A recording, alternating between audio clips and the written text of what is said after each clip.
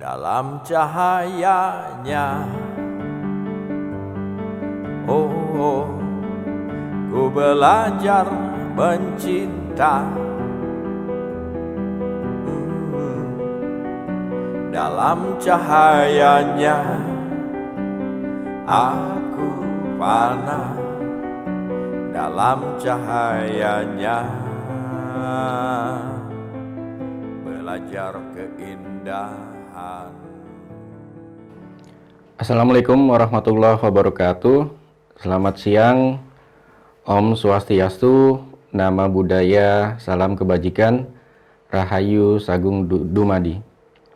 Para sahabat sekalian, kita bertemu ya dalam program perdana ini di BSI TV dalam tema kisah sahabat. Nah, kali ini saya kedatangan tamu yang juga sebetulnya adalah senior saya, ya.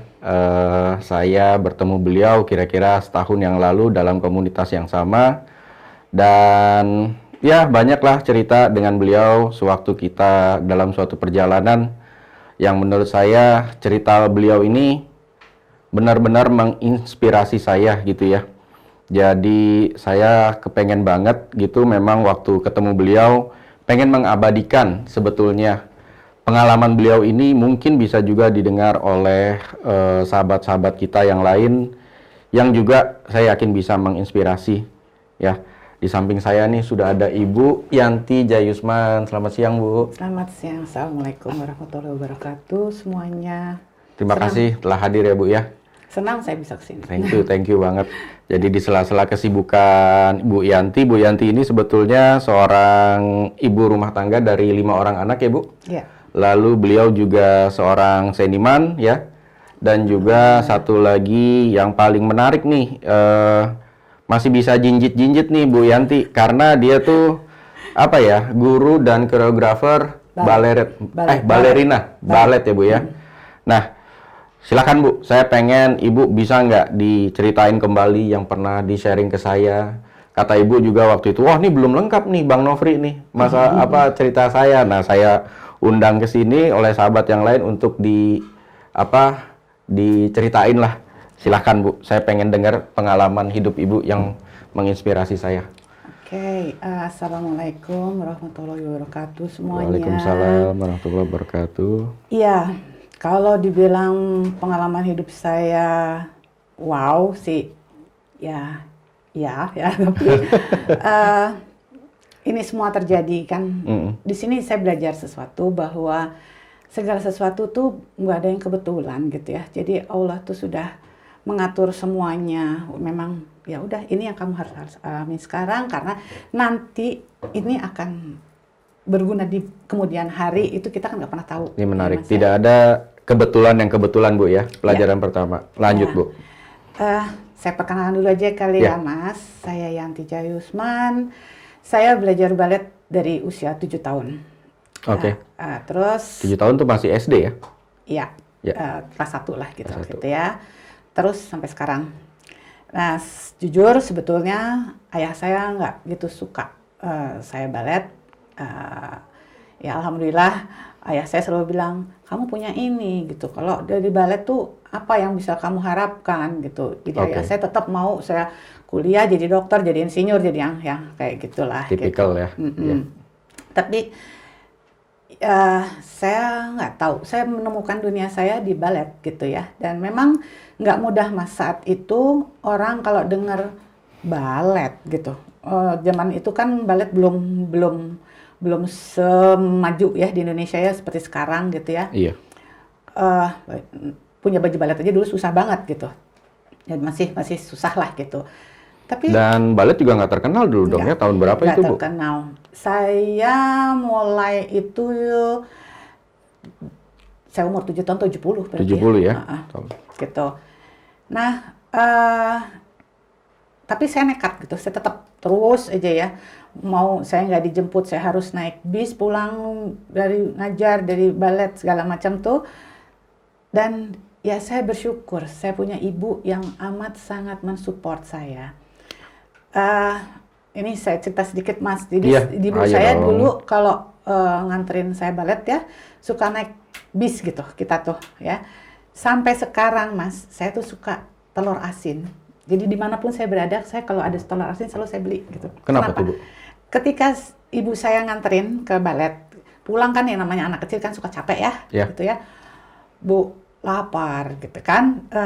Tapi ya kondisi keuangan pada saat itu, jadi saya tuh cuma diganjel sama telur asin yang dijual di bis kan, suka ada kan, atau lontong biasanya gitu ya. Lontong, tahu, telur asin itu ya. Jadi berkesan buat saya gitu ya. Jadi kalau di telur asin tuh saya selalu ingat ibu saya gitu. Nah, ibu saya berjuang turun naik bis antar saya gitu ya. Dan bapak saya nggak gitu suka anaknya balet gitu ya. Walaupun sebetulnya bapak saya mampu gitu, tapi nggak mengizinkan ya, nggak terlalu support lah gitu.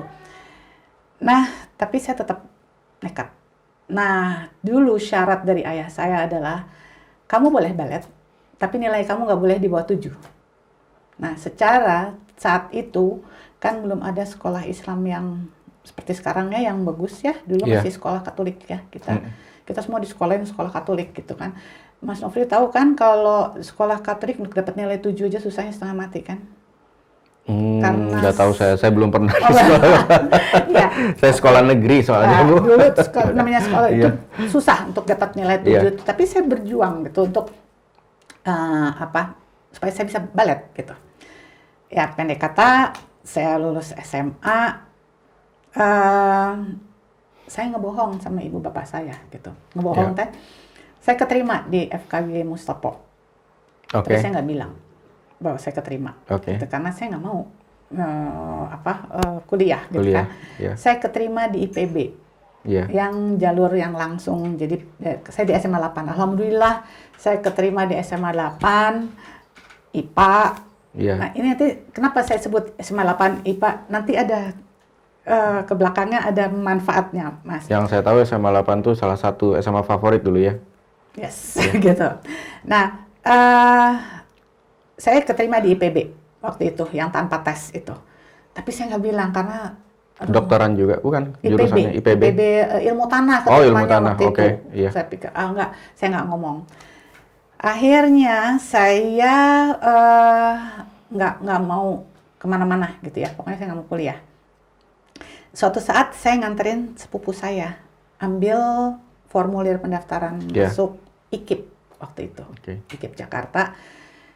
Terus saya cuma punya uang 35.000 kali dulu ya waktu itu. Terus saya lihat orang-orang pada ngantri beli formulir, ngapain? Padahal saya udah makan jajan duluan, jadi uang yang tersisa udah nggak 35 lagi ya gitu ya. Kok orang-orang pada berebut formulir, ikutan gitu. Mas Novi tahu itu formulir yang saya beli tuh yang benar-benar yang terakhir tutup akhirnya. Udah akhirnya saya ujian, saya tes di dulu masih Sipenmaru ya namanya. Sipenmaru ya. Di Senayan ya gitu. Orang mah ujian belajar ya, saya mah nggak main gitu, mama ngedisko saat itu kan. Jadi nggak belajar karena saya emang nggak niat gitu kan. Tapi alhasil saya keterima di IKIP Sastra Inggris. Orang keterima happy, saya nangis di Senayan. Di Senayan tuh saya jongkok, saya nangis. Sampai orang nanya, udah kalau nggak keterima tahun depan bisa coba lagi gitu. Enggak, saya keterima. Lah kok nangis?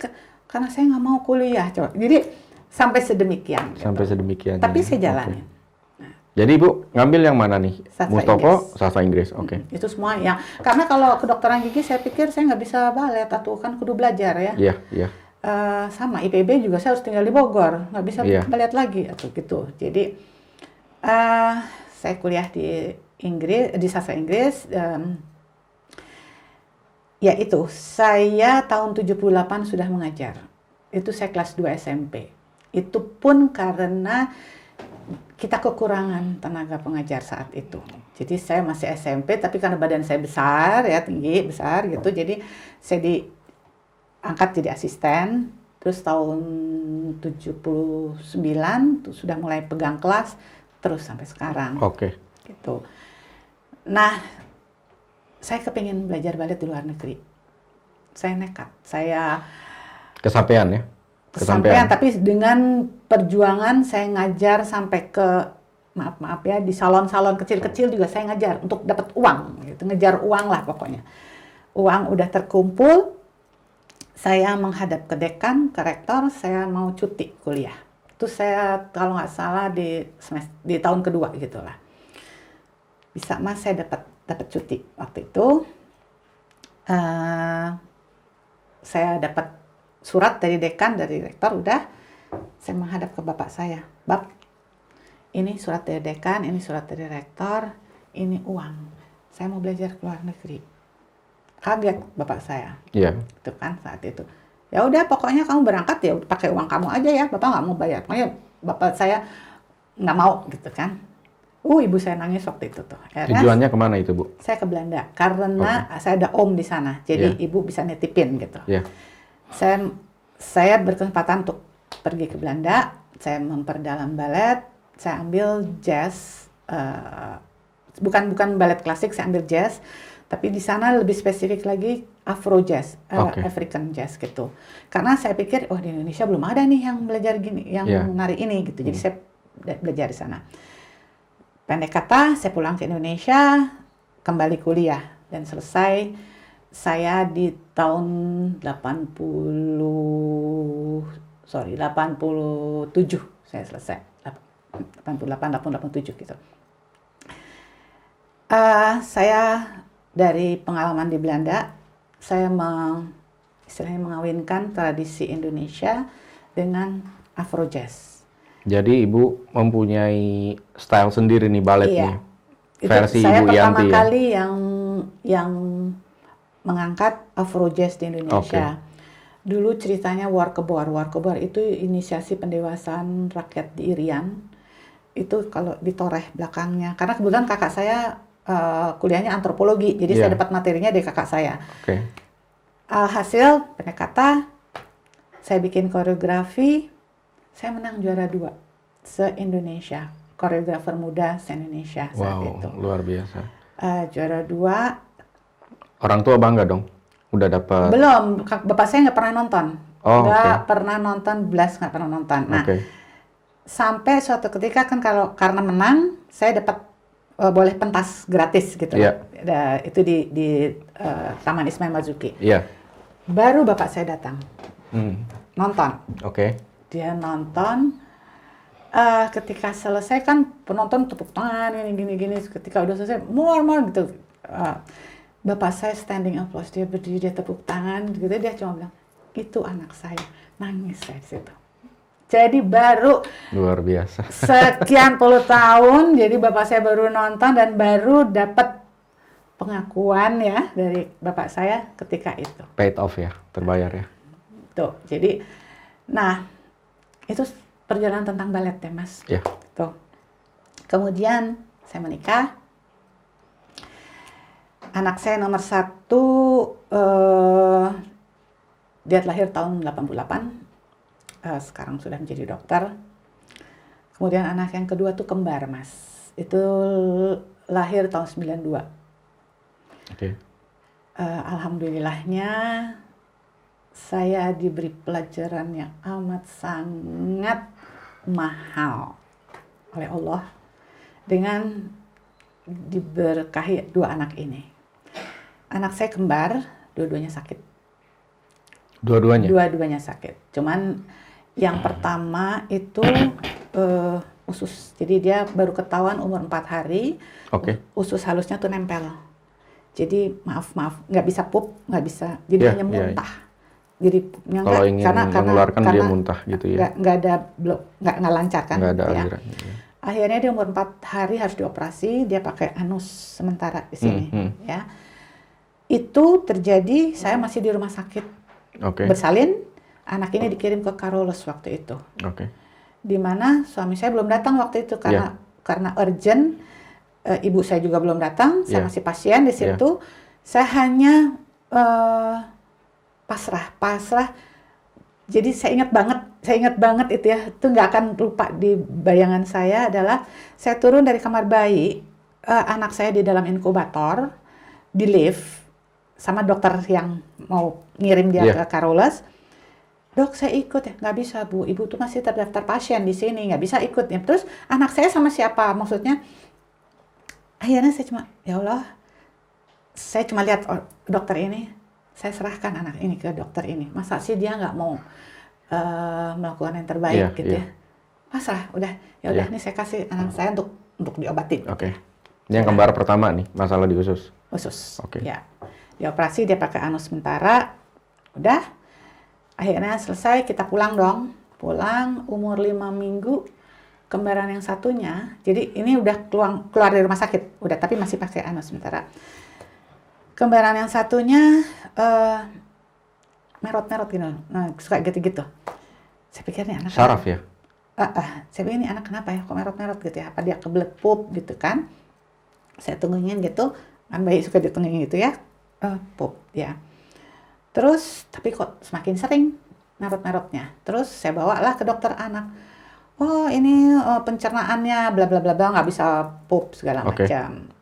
Akhirnya dikasih obat. Nggak berubah mas, masih merot juga gitu. Saya bawa lagi ke dokter anak yang langganan saya. Yang pertama tadi dokter anak tapi bukan langganan karena emergency ya. Langganan saya, dia cuma bilang, ibu nggak lihat ini kejang, ini epilepsi. Epilepsi saya nggak punya keturunan epilepsi, gimana ya? Terus akhirnya, nah saat itu mantan suami saya itu kerja di Caltex, ya. Kita lapor dong ke dokter Caltex, anak saya diprediksi epilepsi.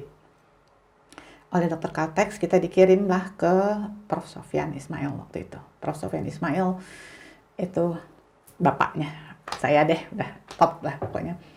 Dia cuma bilang, ibu nggak lihat nih anak ibu kejang. Kan saya nggak ngerti ya. Ya itu, kita itu sosialisasi tentang kejang mungkin saat itu belum Iya, itu tahun 90-an ya. kan. Ya. Saya pikir kejang tuh harus yang demam biasa yang kayak gitu ya. getar-getar gitu, kayak ya. step gitu ya. Enggak, jadi saya disuruh lihat pupil mata kita nih ya. Kalau bergeraknya tuh tik tik tik tik, ini juga pengetahuan nih sebenarnya ya. Tik tik tik itu udah termasuk kejang. Tangan ya yang bergerak konstan gini. Itu juga termasuk kejang. Kan saya nggak ngerti ya saat itu ya. Ini kejang katanya gini. Akhirnya masuklah di RSCM. Saya sempat nanya lagi, nggak ada rumah sakit yang lebih bagus waktu itu. Sebentar, ketika yang kembar kedua ini merot-merot tadi, yang pertama udah beres belum ulusannya? Udah, belum, masih pakai sementara. Kan nggak bisa langsung ditutup. Jadi belum beres, sudah ada kejadiannya. Kan umur 5 minggu. Kan ini. Kemudian dibawa ke RSCM. Saya sampai sempat nanya, nggak ada yang lebih bagus ya? Kita dulu kan, bayangan kita tuh RSCM tuh gimana gitu kan. Ya terserah ibu kalau mau cari. Dokter Prof. Sofyan tuh sempat agak marah gitu ya. Tapi yang terlengkap sih di sini. Terus ya udah deh saya nurut aja. Nah masuklah di rumah sakit. Mas Novi mau tahu, dia di LP di lumbal fungsi ya. Apa itu? Cairan otak diambil dari tulang belakang. Anak bayi waktu itu kan. Itu kita malam mas, itu udah jam 11-an gitu ya. Itu dokter bilang, waduh katanya, cairan otak itu harusnya bening kayak aqua ya, kayak air mineral gitu. Itu udah kayak jus alpukat. Artinya? Infeksi besar, infeksi parah, udah nanah. Itu nanah. Dan di situ untuk pertama kalinya berarti infeksinya di otak, bukan di tulang belakang ini? Enggak, di otak. Tapi kan untuk mengambil cairan otak kan dari tulang belakang. Dan disitulah saya pertama kalinya mendapat istilahnya tamparan. Ibu nih katanya, kenapa anak udah begini baru dibawa ke sini? Nih kita cuma sini si dokter jaga ya, namanya dokter jaga. Ini cuma kita ketimpa busuknya aja nih gitu ya. Udah bener, susah dibenerinnya gini. Ya, saya sampai bengong gitu ya. Ya Allah, kok gitu ya gitu. Secara kita kan bawa anak ke rumah sakit dengan kondisi sebegitu aja, kita udah sedih, udah panik, udah segala macam ya. Tapi masih dapat omongan seperti itu. Tapi oke, dirawat. Nah, besokannya barulah difoto di segala macam. Ketahuan 1/4 kepala anak saya tuh isinya nanah. 1/4 Kepala isinya nanah. Jadi cairan dong. instead of otak itu nanah. Jadi berlobus-lobus ya, berkantong-kantong gitu. Dokternya sampai wow, ini kasus pertama, ya bukan, nggak tahu, pokoknya kasus yang besar, yang gimana mungkin anak 5 minggu infeksinya sedemikian besar gitu loh. Udah pasrah deh saya gitu. Akhirnya mulailah kejang, mulailah dia kritis. Kritis itu kalau udah kritis Mas, geleper gitu ya. Itu berbulan-bulan Mas. Berbulan-bulan juga dirawat di RSCM? 2 tahun. 2 tahun, Bu? Total ya, total sampai dia sembuh ya. Oke. Itu saya 2 tahun di RSCM, Mas. Jadi udah kayak gubernur di situ. Saya dipanggilnya gubernur. Gitu.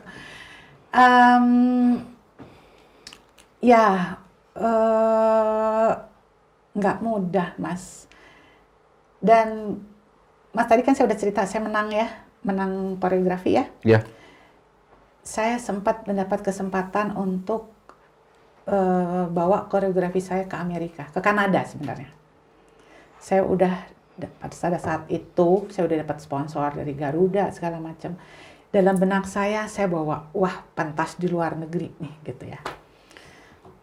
Tim udah disusun segala macam, musik kita mau pakai live segala macam. Saya hamil kan waktu itu. Perhitungan saya, oke, anak saya lahir di Januari. Itu sekitar rencana keluar negerinya itu sekitar bulan September Oktober lah gitu. 10 bulan bisalah ditinggal lah. Cuma 2 minggu ini gitu ya. Tapi ya itu, manusia berencana tapi Allah yang menentukan kan. Yes. Ketika anak saya lahir, semuanya drop, saya lepas semuanya. Istilahnya saya bikin koreografi sendiri untuk hidup, Mas, untuk nyawa. Mas Nofri bisa bayangin, saya lagi naik daun yang sedemikiannya, ya. Terus terjadilah ini. Iya. Nggak mudah kan, Mas? Iya. Dan udah dapat mimpi besar, udah dapat segala macam, saya harus lepaskan itu semua. Waktu kejadian itu Ibu pernah nggak terbesit pesan apa ya yang terjadi ini? Belum ya? Saya belum ketemu ayah. Iya. Saya belum ketemu ayah. Jadi masih Maaf ya, ayah. Pikiran mendominasi lah ya? Iya. Dan ya keluarga saya bukan, maksudnya nggak, agamanya mungkin juga kurang ya gitu ya. Jadi ya, tapi saya belajar dari kehidupan sendiri. Saya belajar dengan diri saya sendiri gitu loh. Apa yang saya dapat, di mana saya dapat ilmu, dari setiap sudut saya merasa di situ ada ilmu. Apapun, bahkan dari tukang parkir, dari manapun saya bisa dapat ilmu. Oh ya, saya hari ini saya belajar ini. Itu dari dulu. Itu saya lakukan dari dulu gitu ya. Selama anak saya dirawat, Mas, itu udah 3 kali dia hilang. Berhenti, sampai gunjat lagi di pom. Mas Novi bisa bayangin anak bayi umur 5 bulan, 7 bulan di resusitasi kayak gitu. Iya. Tapi ada lagi. Dan ketika dia sudah bisa berbicara, capek mah. Capek, ya Allah. Saya itu nangis, Mas, saya. Nggak mudah. Dan anak saya udah 9 kali buka tutup kepala di Indonesia ya. Saat itu pengobatan anak saya tuh 9 kali operasi kepala. Kalau lagi kritis, udah kayak ikan keluar dari air. Yeah. Jujur, Mas, saya pernah tahajud untuk minta anak saya diambil. Saya udah ikhlas, ambil, ya Allah, tolong ambil anak saya nggak mau lihat anak saya kesakitan. Seperti itu ya. Tapi terus saya berpikir, kok saya jadi menggurui Allah ya? Kok jadi saya yang nentuin ya? Gitu loh. Jadi di situ saya belum ketemu ayah tuh. Tapi ya kayak ya belajar dari diri saya sendiri.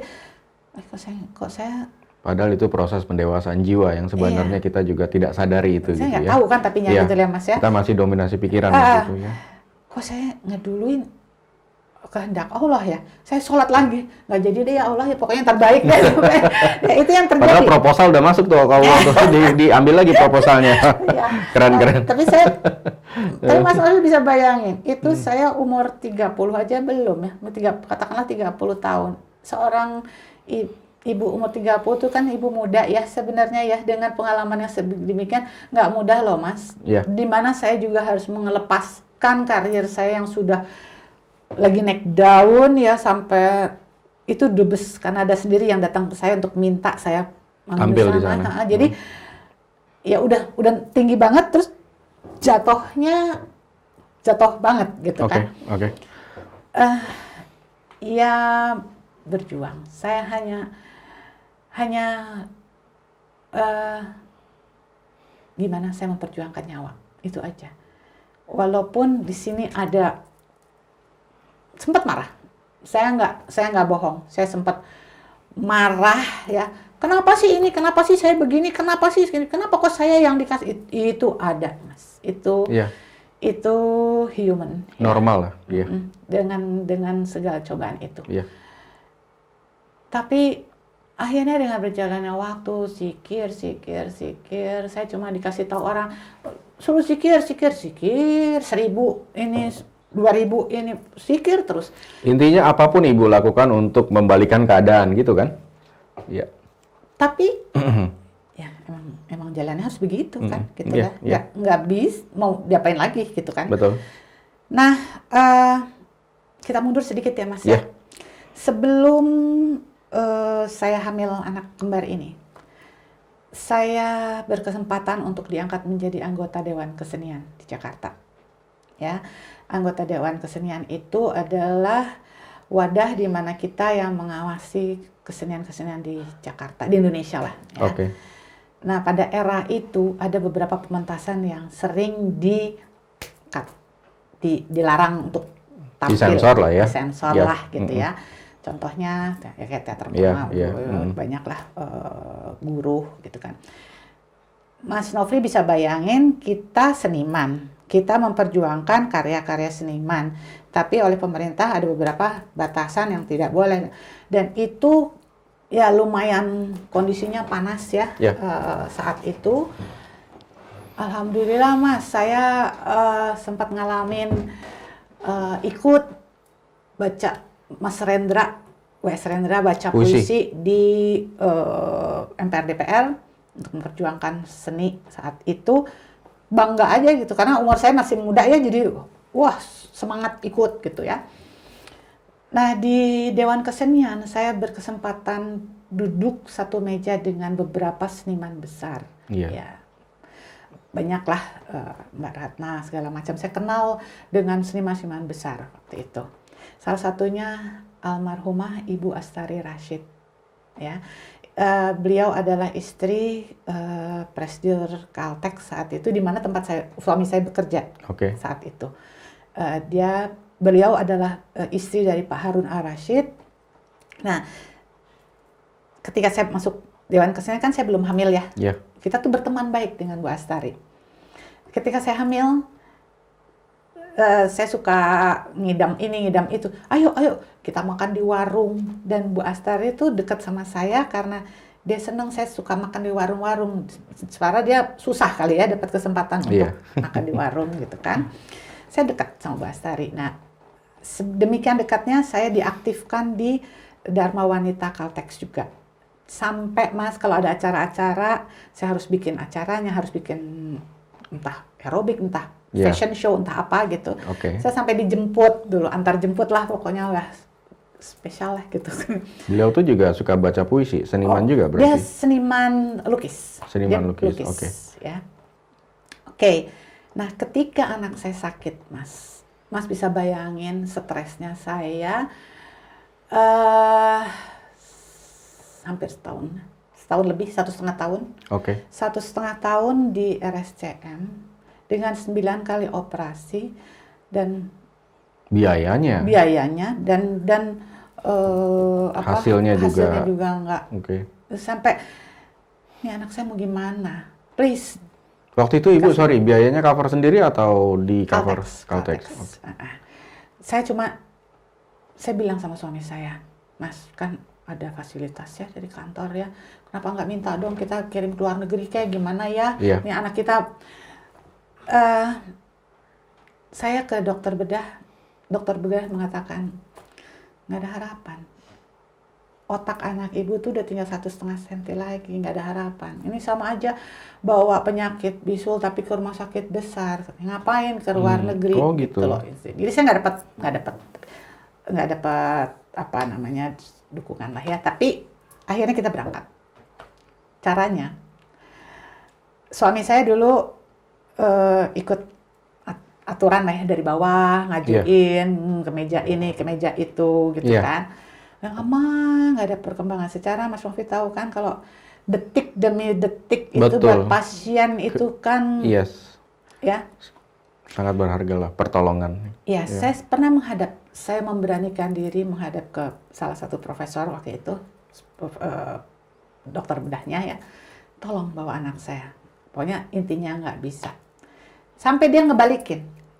Kalau saya berangkatin ibu ke luar negeri, katakanlah Caltex bisa mengirim katanya. Kalau sampai terjadi apa-apa sama anak ibu gimana? Itu secara Caltex sudah keluar uang besar saat itu gitu ya. Maksudnya terjadi apa-apa Caltex tidak mau sampai nggak berhasil gitu. Karena menurut dia ini kasus kecil, tapi saya mintanya ke luar negeri gitu loh. Tapi saya bilang, ya Prof, even selembar rambut pun akan saya perjuangkan untuk anak saya.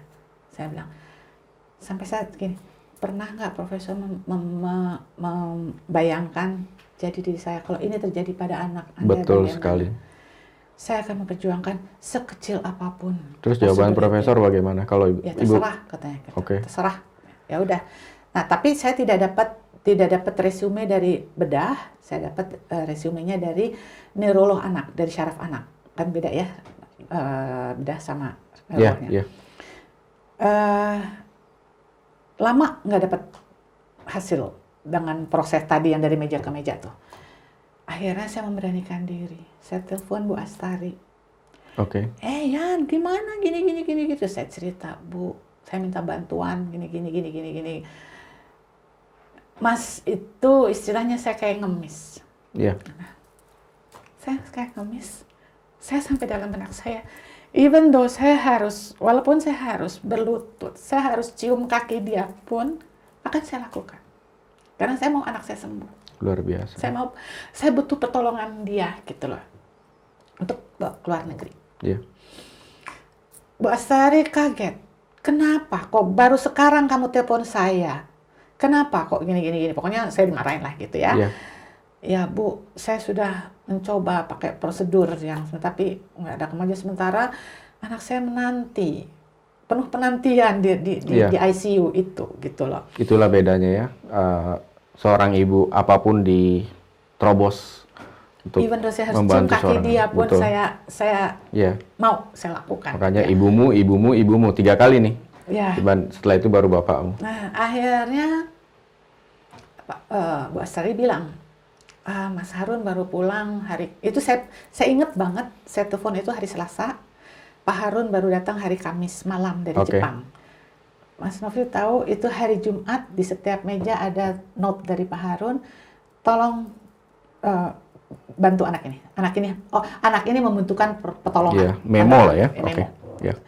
Ya sempat geger lah gitu ya. Sampai saya juga sempat berantem sama suami saya karena dia nggak suka dengan cara saya itu.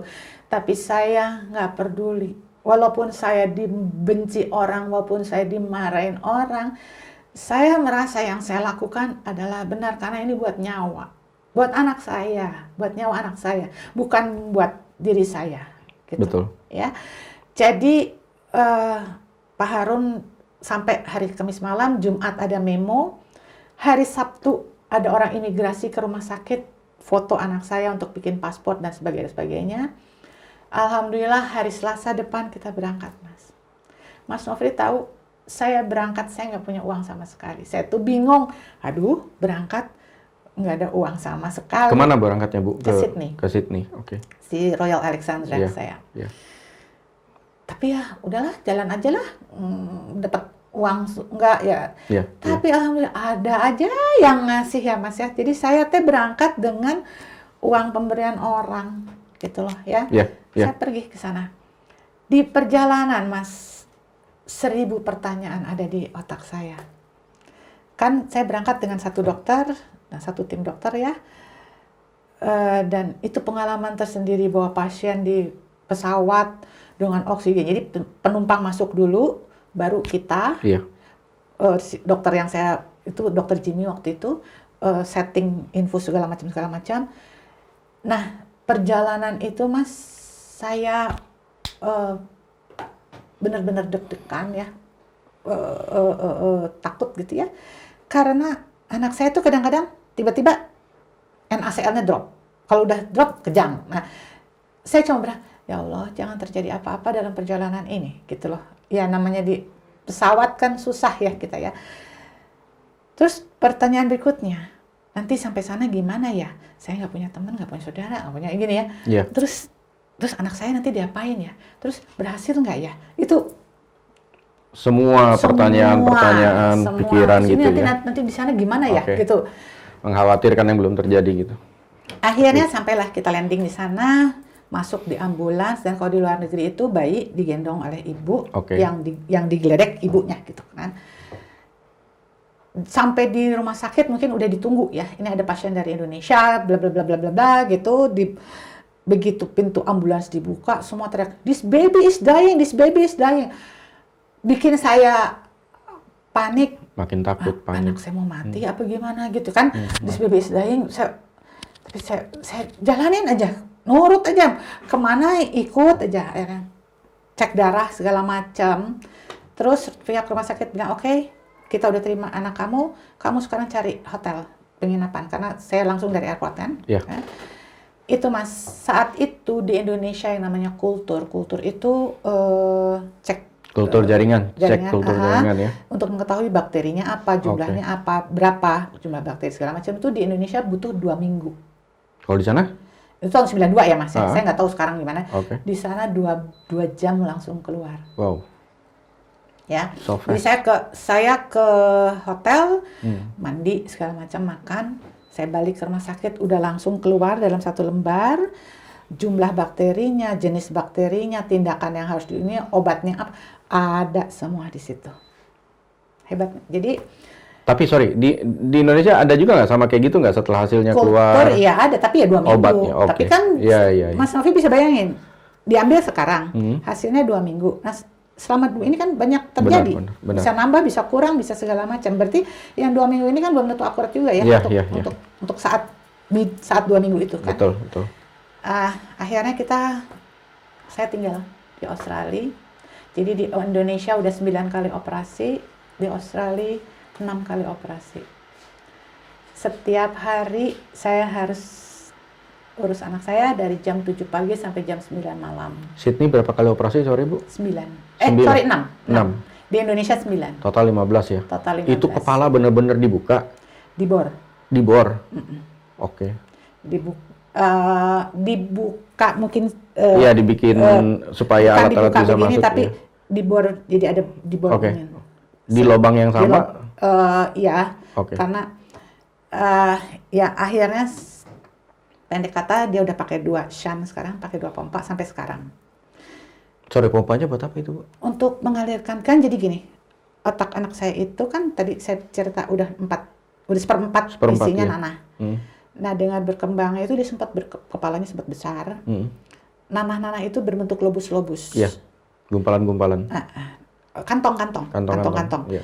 Nah dia perlu pompa untuk mengalirkan cairan otak yang dibuang ke perut. Oke.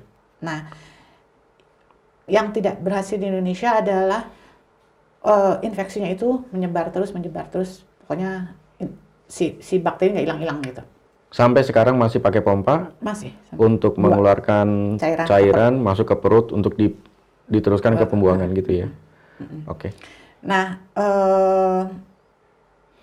ya beda ya di luar negeri sama di sini gitu. Di sana tuh anak sakit kita harus mandiin sendiri, nyuapin sendiri.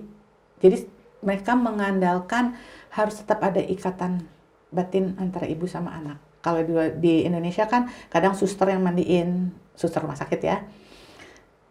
Bisa bayangin dong, capeknya kayak apa gitu kan. Tapi kalau habis operasi kan dia rewel pasti, udah digendong kayak gitu. Tapi saya jalanin gitu. Berapa lama Bu di Sydney itu Ibu di rumah? 4 bulan. Total saya 2 tahun aja pokoknya. Nikmat ya. Total 2 tahun tinggal di rumah sakit gitu. Indonesia plus di Sydney. Ya. Oke. Nah, ada satu fase di rumah sakit saya putus asa. Betul-betul saya sudah, ya Allah, saya udah nggak tahan. Oke. Itu di operasi terakhir. Saya lupa. Kalau kan 6 kali ya di operasi yang terakhir. Saya lupa kalau nggak operasi kelima, operasi ke-6. Iya. Di Sydney dong ya masih. Masih. Udah mau pulang tuh, terus kan mau pulang. Dia kejang lagi. Saya udah capek, Mas. Capek. Nah, suatu saat anak saya itu divonis kena hepatitis di sana. Oke. Satu. Kedua, divonis deaf di sana. Tuli. Saya bilang, nggak mungkin dia deaf. Orang dia tidur, klotrek sedikit dia bangun. Kalau deaf kan nggak bisa gitu ya. Nah, dibilang hepatitis dari mana gitu kan? Kan nggak keluar dari rumah sakit dan mungkin mereka melakukan serangkaian tes. Ternyata itu dari obat. Jadi merah darahnya, pipisnya tuh merah kayak gitu ya. Itu dari obat gitu. Tapi saat itu saya divonis karena udah kalau di luar negeri kan kenceng ya, langsung isolasi. Bener-bener isolasi kayak kalau di sini waktu Covid bener-bener ditutup gitu kan. Sedih Mas saya. Aduh, kok nggak selesai ya gitu ya. Udah 2 tahun nih gitu kan. Kondisinya masih kejang-kejang masih gitu. Terus saya tahu yang saya lakukan. Saya bawa paspor. Saya titipin anak saya ke social worker, kan ada yang jaga rumah sakit ya, social worker. Titip ya anak saya mau cari udara segar dulu. Karena hari itu saya divonis oleh dokter-dokter, your son will be mentally and physically retarded. Jadi anak saya tuh secara fisik dan mental akan cacat. Dia akan terbelakang maksudnya ya. Cacat. Seumur hidup dia akan hanya bisa tidur, dikasih makan, tidur, kasih makan, gitu doang. Oke. Dia akan deaf. Dia akan cacat, nggak ada yang bisa dilakukan. Oke. Otaknya sudah habis. Semakin tipis. Mas bisa bayangin nggak? Udah berjuang 2 tahun ya dengan 15 kali operasi, terus di endingnya dengar kayak begitu gitu ya. Saya sendiri nggak punya teman, nggak punya saudara di negara orang. Nggak mudah. Saya ambil paspor, saya titipin anak saya jalan ke kota di Sydney. Saya telepon ibu saya, Bu, ibu kesini deh, ibu gantiin saya. Ibu kesini, saya mau pulang. Saya ngerasa ketegangan nih. saya mau pulang, saya capek. Saya bilang gitu ya, saya mau pulang, saya udah nggak tahan. Ibu kesini. Terus ibu saya cuma bilang satu, itu saya dekat banget sama ibu saya. Saya amat sangat dekat dengan ibu saya. Ibu saya cuma satu bilang, Yanti katanya, kamu ingat waktu kamu berangkat, kamu berjuang untuk bisa bawa anak kamu ke luar negeri. Betul. Kamu mohon-mohon sama Prof, tolong anak saya, ya. Pokoknya jangan anak saya nggak sakit. Jadi tolong bantu saya asal dia nggak sakit aja. Dia nggak menderita aja. Tolong bantu saya. Gitu. Saya mohon itu. Oke. Ibu saya ngingetin, kamu ingat waktu kamu berangkat, kamu bilang sama dokter, tolong anak saya asal jangan sakit, jangan menderita. Sekarang ibu tanya, anak kamu kesakitan nggak? Enggak. Anak kamu menderita nggak? Enggak. So, what's the problem? Gitu kan ibu saya orangnya to the point, gitu kan? Terus saya mikir, ya juga sih ya, juga, gitu kan ya. Iya.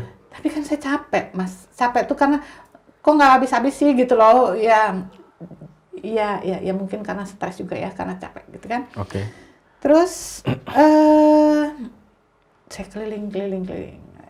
Akhirnya saya tetap jalanin. Alhamdulillah ibu saya plus anak saya nomor 1 datang ke Sydney. Itu mengobati buat saya, Mas. Jadi endingnya ibu saya sama anak saya itu dibayarin, jadi saudara-saudara, kakak-kakak itu semua urunan untuk bayarin ibu saya berangkat Datang ke Sydney. Iya. Itu Ngasih kasih support ya. saya, bener. Akhirnya kita pulang berempat ya jadinya ya. Dan Garuda waktu itu juga bagus banget. Sembuh anak kamu, sembuh gitu ya. Happy dia. Ya udah pulang dan kita cek ke rumah sakit lagi. Profnya lihat, wah hebat bener ya, bener. Sampai tepuk tangan. Satu hal Prof. Sofyan, beliau udah sepuh ya. Iya. Itu sampai saya dipeluk. Ini yang hebat bukan dokter Sydney, gitu. Ibunya yang hebat, ibunya yang harus dikasih. Sampai saya digituin karena beliau tahu saya tipe orang yang, ayo, kalau misalnya nih, Iya. hasil darah jelek nih Mas. Iya. Ya kalau mungkin saya nggak tahu ya. Kalau hasilnya darahnya jelek ya. Terus gimana ya, gitu kan? Kalau saya nggak, saya dengan hasil itu, saya datangin dokter, nih hasilnya begini, apa obatnya? Anda mau apa? Iya.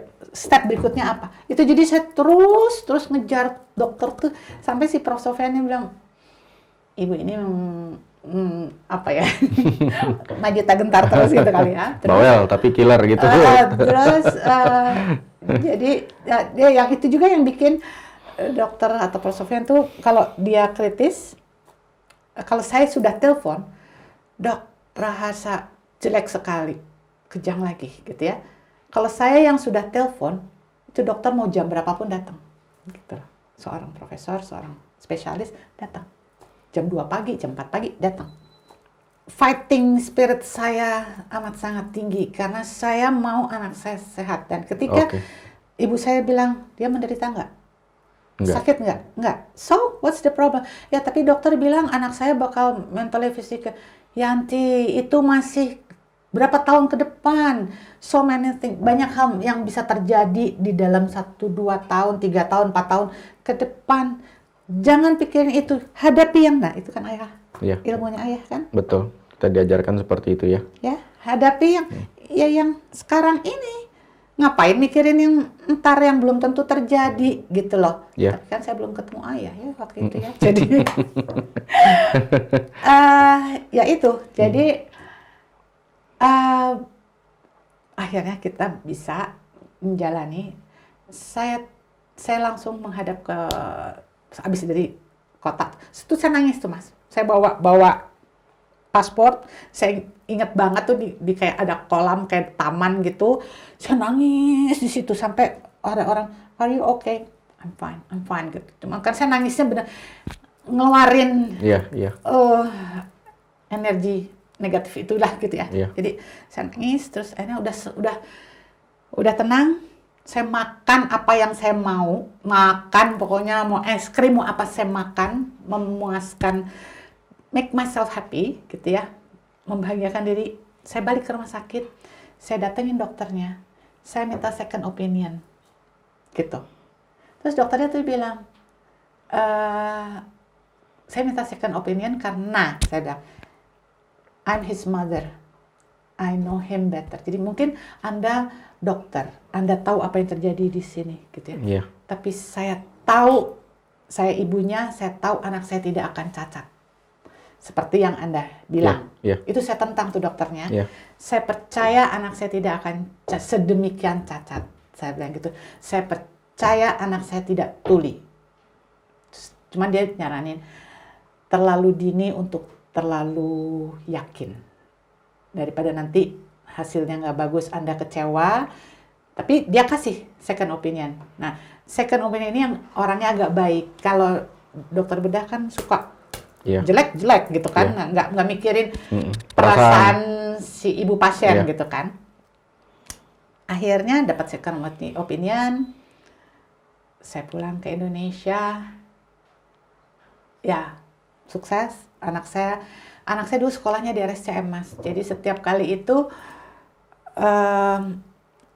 fisioterapi, hidroterapi, speech terapi, semua terapi dijalanin. Fisioterapi itu ya? Semua. Semuanya ya? Semua. Hidroterapi yang terapi di air, speech terapi karena dia nggak bisa makan. Kan dia pakai sonde terus selama 2 tahun. Jadi saat anak-anak belajar mengecap, dia tidak bisa. Nggak bisa nelen karena terus pakai sonde kan. Oke. Nah, sahabat, menarik ya kisah dari sahabat kita Bu Yanti Jayusman. Penasaran kan? Gimana sih? Apa selanjutnya yang dialami oleh Bu Yanti? Stay tune ya di BSC TV. Kisah Sahabat Part 2. Oke? Aku dilahirkan cinta untuk menjadi cinta. Hidupku dengan cinta, jiwaku mendaki menjangkau langit tertinggi. Aku dilahirkan cinta untuk menjadi cinta.